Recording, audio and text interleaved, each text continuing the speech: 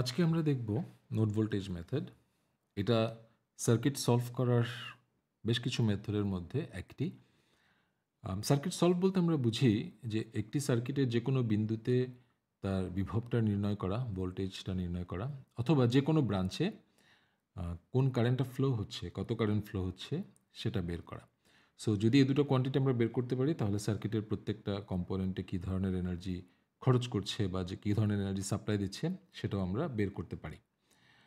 Simple যে সার্কিটগুলো আছে, যেমন আমরা এখানে যে সার্কিটটা দিয়েছি, এই সিম্পল সার্কিটগুলো আমরা আমাদের অভিজ্ঞতা থেকে সলভ করতে পারি। এটার জন্য কোনো মেথডিক্যাল অ্যাপ্রোচের দরকার হয় না। যেমন ফর এক্সাম্পল এই সার্কিটটা আমরা বলতে পারি যে এখানে আমরা যদি কারেন্টগুলো বের করতে চাই তাহলে প্রথমে আমি যেটা করব যে এই 2 এবং 2 ওহমগুলোকে আমরা প্যারালাল করব, দেন এটাকে 1 এর সাথে অ্যাড করব। টোটাল রেজিস্ট্যান্সটা আসবে হচ্ছে 2 ওহমস এবং সেক্ষেত্রে আমি 10 ভোল্ট থেকে কি কারেন্ট বের হচ্ছে সেটা আমরা বের করতে পারি 5 অ্যাম্পিয়ার। এবং ইন দ্যাট কেস এখানের মধ্যে যে কারেন্টগুলো যেহেতু রেজিস্টার সেম একইভাবে ডিভাইড হবে 2.5 2.5 এবং সেখান থেকে আমরা এই ভি এর মানটা বের করতে পারি।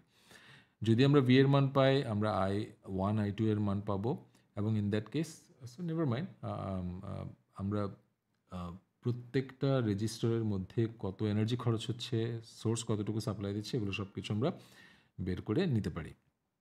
এখন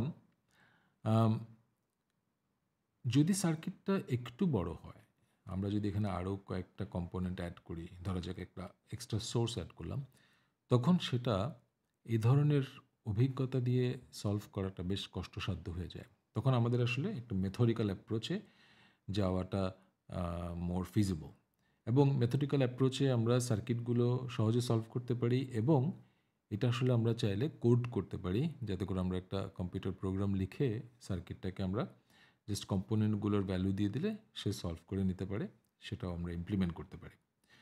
তো মেথডিক্যাল অ্যাপ্রোচটা কীরকম হতে পারে আমি যদি দেখতে চাই, তো প্রথমে এটা একটু দেখি, এই পাশে একই সার্কিট আমি যদি আবার একটু দেখি যে আমি যদি ধরে নেই যে সার্কিটের নিচের প্রান্তটা হচ্ছে আমাদের গ্রাউন্ড, আমরা গ্রাউন্ড সম্পর্কে আগে দেখেছি এবং গ্রাউন্ডের ক্ষেত্রে আমরা ধরছি যে ভোল্টেজটা 0। আমরা আগেও বলেছি ভোল্টেজ 0 মানে যে এখানে শক্তি 0 তা নয়, it's like a floor value of this circuit. এই সার্কিটের জন্য আমরা ধরে নিচ্ছি এটা আমাদের গ্রাউন্ড। সো আমরা এখানে আমাদের ভোল্টেজটা ধরে নিচ্ছি 0 এবং প্রত্যেকটা পয়েন্টের ভোল্টেজটা এটার সাপেক্ষে আমরা বলে থাকবো। সো এখানে যদি 10 হয় তার মানে হচ্ছে এখান থেকে এখানকার ভোল্টেজটা 10 বেশি। তাহলে আমরা গ্রাউন্ডটা ধরে নিলাম। এরপরে আমরা যেটা করব সেটা হচ্ছে যে নোডগুলো নির্ণয় করব।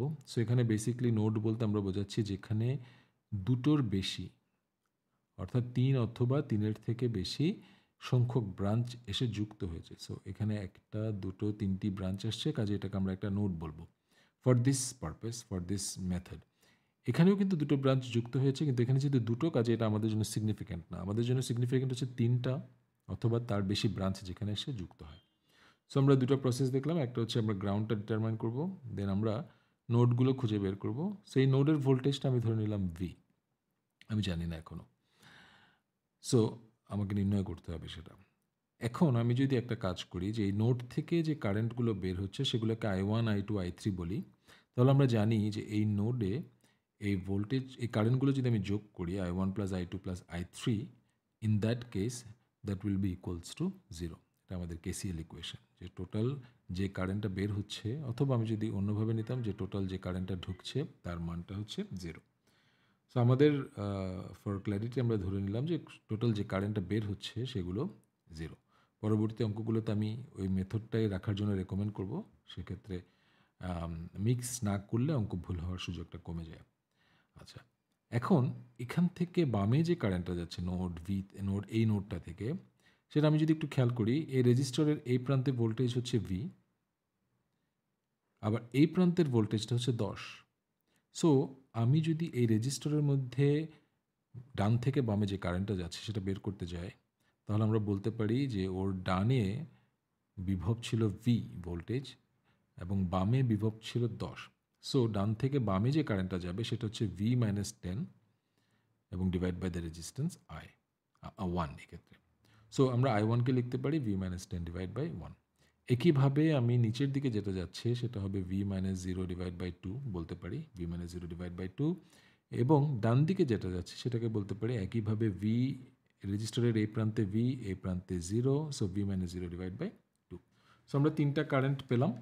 কেসিএল ইকুয়েশন আমি যদি পুট করি আমার ইকুয়েশনটা সেরকম, এবং এখানে একটি ইকুয়েশন একটি ভ্যারিয়েবল, আমরা ভিটা সলভ করতে পারি। আমরা যদি ভি সলভ করি তাহলে আমরা I1, I2, I3 বের করতে পারছি, প্রত্যেকটা ব্রাঞ্চে কারেন্ট বের করতে পারছি, এবং প্রত্যেকটা ব্রাঞ্চে যে পাওয়ারটা কনজিউম হচ্ছে বা ব্যাটারি যে চার্জ কারেন্টটা দিচ্ছে, সরি ব্যাটারি যে পাওয়ারটা দিচ্ছে, এনার্জিটা দিচ্ছে পার সেকেন্ড, সেটাও আমরা বের করতে পারি।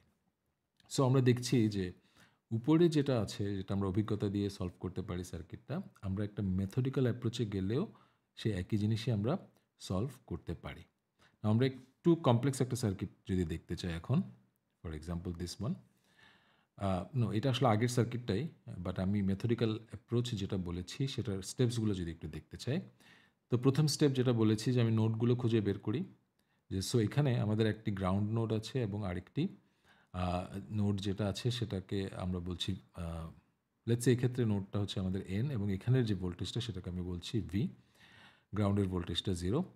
অন্য নোডগুলোতে আমরা যদি ডিফারেন্ট নোড থাকতো আমরা V1 V2 ধরে নিতে পারতাম, এবং প্রত্যেকটা নোডে কারেন্ট বহির্গামী ধরে, অর্থাৎ কারেন্টটা এখান থেকে বের হচ্ছে ধরে আমি একটা কেসিএল ইকুয়েশন লিখি। সো এই ক্ষেত্রে একটু আগে যেটা দেখলাম যে এটার এদিক থেকে ডান থেকে বামে যে কারেন্টটা যাচ্ছে সেটা হচ্ছে V-10 ডিভাইড বাই 1, নিচে যে কারেন্টটা যাচ্ছে V-0 ডিভাইড বাই 2, ডানে যে কারেন্টটা যাচ্ছে সেটা একইভাবে V-0 ডিভাইড বাই 2, এবং কেসিএল ইকুয়েশন অনুযায়ী এটা ইকুয়ালস টু 0, আমরা ভিকে সলভ করতে পারি।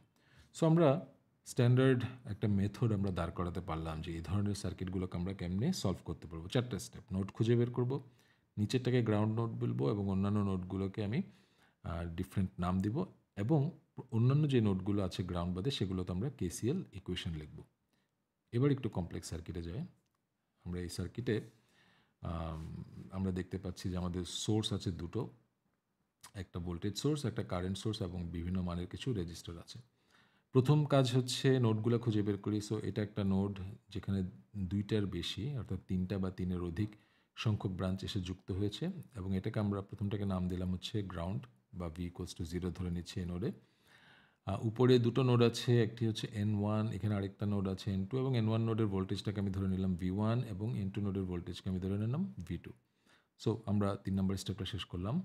4 নম্বর স্টেপ হচ্ছে প্রত্যেকটা নোডে বহির্গামী কারেন্ট ধরে আমরা কেসিএল ইকুয়েশন লিখব। সো এই নোড থেকে যে কারেন্টগুলো বের হচ্ছে সেটা হচ্ছে ডান থেকে বামে একটা 1 ওহমের ভিতর দিয়ে, উপর থেকে নিচে একটা 2 ওহমের ভিতর দিয়ে, বাঁ থেকে ডানে একটা 3 ওহমের ভিতর দিয়ে। তো এদের জন্য যদি আমি ইকুয়েশন লিখতে চাই তাহলে এই রোধের জন্য যেটা আসে V1-10 divide by 0 divide by 1, একটু আগে যেটা বের করেছি V1-10 ডিভাইড বাই 1। এখানে উপর থেকে নিচে যেটা যাবে সেটা হচ্ছে V1-0 ডিভাইড বাই 2। বাঁ থেকে ডানে যেটা যাবে সেই রেজিস্টরের কথা যদি চিন্তা করি, রেজিস্টরের এই প্রান্তে ভোল্টেজ হচ্ছে V1, এই প্রান্তের ভোল্টেজ হচ্ছে V2। সো কারেন্টটা হবে V1-V2 divide by 3। So there you go, আমরা একটা ইকুয়েশন পেলাম। নোড 2 এর জন্য আমি সিমিলার একটা ইকুয়েশন লিখতে পারি। ডান থেকে বামে যেটা যাচ্ছে সেটা হচ্ছে V2-V1/3, V2-V1/3, নিচে যেটা যাচ্ছে V2- এখানে 0 voltage, so V2-0 divide by 4, এবং বাঁ থেকে ডানে যেটা যাচ্ছে সেটা দেখি আমি রেজিস্টরের এই প্রান্তের ভোল্টেজটা কিন্তু আমার জানা নাই, কিন্তু এখানে যেহেতু একটা কারেন্ট সোর্স আছে আমি ডিরেক্টলি লিখতে পারি যে এদিকে যে কারেন্টটা যাচ্ছে সেটা হচ্ছে অ্যাকচুয়ালি, যেহেতু এই কারেন্টটা উপরের দিকে যাচ্ছে, সো এই কারেন্টটাকে আমরা বলতে পারি -5। সো আমরা যখন লিখবো তখন আমরা এভাবে ব্র্যাকেটের মধ্যে -5 হিসেবেই লিখি। So just to picture the whole story, আমি জাস্ট -5 লিখলে স্টোরিটা আসলে ক্লিয়ার হয় না। তো এখানে আমি আসলে কি করছি যে প্রত্যেকটা আউটগোয়িং কারেন্টকে অ্যাড করছি। সো প্লাস সিম্বল আছে এখানে, এবং আমরা থার্ড যেটা আমার আউটগোয়িং কারেন্ট সেটার মান হচ্ছে অ্যাকচুয়ালি -5। সো দ্যাটস হাউ আমরা এই এটা ফলো করতে পারি। সো যদি করি দেন আমরা এখানে দুটো ইকুয়েশন আছে, দুটো ভ্যারিয়েবল আছে, আমরা যদি V1 এবং V2 pi, in that case আমরা প্রত্যেকটা কারেন্ট বের করতে পারবো। প্রত্যেকটা কারেন্ট বের করলে ওয়ান্স এগেন পাওয়ার কনজিউমড অথবা পাওয়ার ডেলিভার্ড আমরা বের করে নিতে পারবো, অ্যান্ড সার্কিটটাকে আমরা সলভড বলে ধরে নিতে পারবো। আমরা যদি আরেকটু কমপ্লেক্স করি সার্কিটটাকে, ফর এক্সাম্পল কমপ্লেক্সের মধ্যে এখানে যেটা করেছি আমরা সেটা হচ্ছে যে এখানে এক্সট্রা একটা সোর্স আমরা 15 ভোল্টের অ্যাড করেছি। সেক্ষেত্রে আমরা সার্কিটটাকে আসলে কেমনে সলভ করতে পারি। সো আমরা ওয়ান্স এগেন আমরা নোড আইডেন্টিফাই করলাম, গ্রাউন্ড দিলাম, আমরা বামের কারেন্টটা নিলাম V1-10/1, ফাইন। নিচে যে কারেন্টটা যাচ্ছে সেটা নিলাম V1-0/2, ফাইন। ডানে যে কারেন্টটা যাচ্ছে সেটা নিয়ে একটা কনফিউশন, বিকজ আমি এখানে বলতে পারছি না যে আসলে ভোল্টেজ কত, কিন্তু আমি এটা বলতে পারি যে এই পয়েন্টটাতে ভোল্টেজটা হচ্ছে এই পয়েন্টের থেকে 15 কম, কারণ এটা একটা 15 ভোল্ট সোর্স, এবং সোর্স বলছে যে তার নেগেটিভ প্রান্ত থেকে পজিটিভ প্রান্তের ভোল্টেজ 15 ভোল্ট বেশি। তার মানে এই পয়েন্টের ভোল্টেজকে আমি বলতে পারি V1-15। সো যদি সেটা থাকে তাহলে আমরা রেজিস্টারটার কথা খেয়াল করি, রেজিস্টারের এই প্রান্তের ভোল্টেজ হচ্ছে V1-15, এই প্রান্তের ভোল্টেজ হচ্ছে V2। এই রেজিস্টারের ভেতর দিয়ে যে কারেন্টটা যাচ্ছে, উইচ ইজ আলটিমেটলি এখানে রাইটে যে কারেন্টটা যাচ্ছে সেটা সমান, সেটা হবে V1-15 V2 divide by 3, V1-15 V2 divide by 3। আমরা এটা লিখতে পারি। একইভাবে আমরা এই নোডের জন্য লিখতে পারি V2 এইদিকে যে কারেন্টটা যাচ্ছে ডান থেকে বামে, সেটা হচ্ছে V2-V1-15/3, নিচে যাচ্ছে হচ্ছে V2-0/4, এবং ডানে যাচ্ছে আগের মতোই -5 প্লাস ব্র্যাকেটের মধ্যে -5। ওয়ান্স এগেন দুটো ইকুয়েশন, দুটো ভ্যারিয়েবল আমরা সলভ করতে পারি, অ্যান্ড দেন আমরা সার্কিটের প্রত্যেকটা ব্রাঞ্চের কারেন্ট, প্রত্যেকটা নোডের ভোল্টেজ এবং প্রত্যেকটা কম্পোনেন্টে যে পাওয়ার বা এনার্জি খরচ হচ্ছে সেটা আমরা বের করতে পারি। এর থেকে যদি আর একটু কমপ্লিকেটেড করতে চাই সার্কিটটাকে, উইচ উইল বি দিস, আমরা এখানে মাঝখানে যে রেজিস্টারটা ছিল সেটাকে আমরা এলিমিনেট করেছি, which creates a unique problem আমাদের জন্য। সো আমরা যদি সলভ করতে যাই দেখি কোথাও আটকায়। সো বা থেকে ডানে যে কারেন্টটা যাচ্ছে সেটা হচ্ছে V1-10/0, নিচে যে কারেন্টটা যাচ্ছে সেটা হচ্ছে V1-0/2, ফাইন। বাট বা থেকে ডানে যে কারেন্টটা, ডান থেকে বামে যে কারেন্টটা যাচ্ছে সেটা আমরা বের করতে পারছি না, কারণ এখানে কোনো রেজিস্টার নাই। So it is not very clear.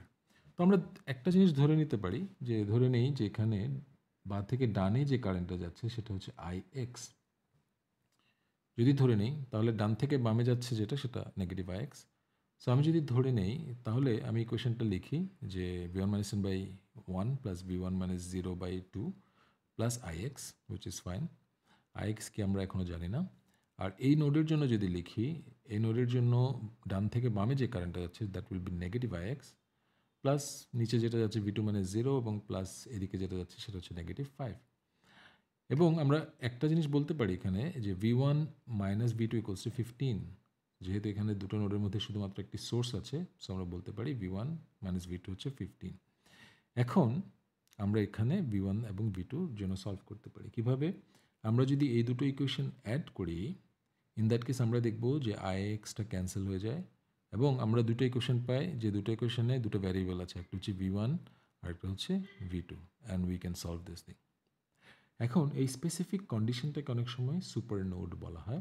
Super node যখন বলি তখন অনেকে মনে করে যে প্রবলেমটা it becomes complex, but actually super node makes things easy. তো সুপার নোডের ক্ষেত্রে আমরা আসলে এই পুরোটাকে একটা নোড চিন্তা করতে পারি। তো basically if you really think about it, you can see that এইখানে আমরা যদি এটাকে একটা নোড চিন্তা করি, এই নোড থেকে যে কারেন্টগুলো বের হচ্ছে এগুলো সাম করলেও কিন্তু আসলে জিরো হওয়ার কথা, কারণ এখানে কোনো স্টোরেজ এলিমেন্ট, এক্সট্রা স্টোরেজ কোনো এলিমেন্ট আমাদের কাছে নাই। সো কী করতে পারি আমি? বেসিক্যালি আমরা যেটা লিখতে পারি V1-10/1, V1-0/2 plus V2-0/4 plus -5। So আমরা বেসিক্যালি এটাকে একটা পুরো নোড ধরে আমরা যদি চিন্তা করি তাহলে আমরা দেখছি যে এই ইকুয়েশনটা আমরা পাই, উইচ ইজ বেসিক্যালি আমরা আগে এই যে দুটো ইকুয়েশন অ্যাড করে যেটা পাচ্ছিলাম সেটারই সমান। সো আমরা জাস্ট এই স্টেপে IXটাকে অ্যাভয়েড করতে পারি, which is not really necessary. But আমরা চাইলে দুটো স্টেপ না লিখে আমরা এক স্টেপেই কমপ্লিট করতে পারি যদি আমরা এটাকে একটা সুপার নোড হিসেবে কনসিডার করি।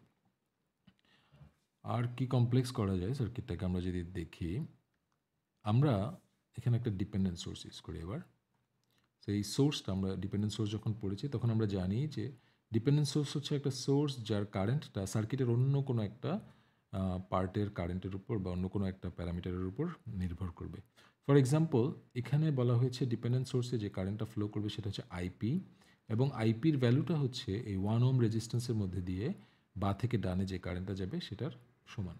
So how do we solve it? Once again আমরা নোডগুলো আইডেন্টিফাই করলাম v1 v2 আমরা এখানে যদি ইকুয়েশনগুলো লেখার চেষ্টা করি v1 minus 10/1 plus v1 minus 0/2 plus এদিকে যাচ্ছে ix n2তে একইভাবে আমরা যদি লিখি এখানে লাস্টে যেটা আসছে সেটা হচ্ছে আইপি একটু আগের সার্কিটে যেটা ছিল সেটা হচ্ছে -5 বাট এখন আসছে হচ্ছে যেহেতু আমরা সোর্সটা চেঞ্জ করেছি ডিপেন্ডেন্ট এটা হচ্ছে আইপি। এখন আইপির মানটা আসলে কি? আইপির মান হচ্ছে এই রেজিস্টরের মধ্যে দিয়ে বাঁ থেকে ডানে যেটা যাচ্ছে। আমরা অলরেডি কিন্তু কয়েকবারই বের করেছি যে ডান থেকে বামে যেটা যায় সেটা হচ্ছে v1 মাইনাস 10/1। সো এদিক থেকে এদিকে যেটা যাচ্ছে সেটা হবে 10 minus v1/1। So there you go 10 minus v1/1 হচ্ছে আমার আইপি। সো আমরা আইপি জানি। আমাদের বাকি আম অর্থাৎ আমাদের এই ইকুয়েশনগুলোকে আমাদের সলভ করার জন্য আমার দরকার হচ্ছে v1, v2 এবং আইপি সলভ করা। আমার একটা, দুটো এবং তিনটা ইকুয়েশন এখানে আছে। এই দুটো মিলে একটা, এটা একটা এবং এটা আরেকটা। সো আমার তিনটা ইকুয়েশন আছে। আমরা সিম্পল লিনিয়ার ইকুয়েশনের নিয়মগুলো দিয়ে বা ম্যাট্রিক্স পদ্ধতিতে আমরা এই অঙ্কগুলোকে ইজিলি সলভ করে নিতে পারি।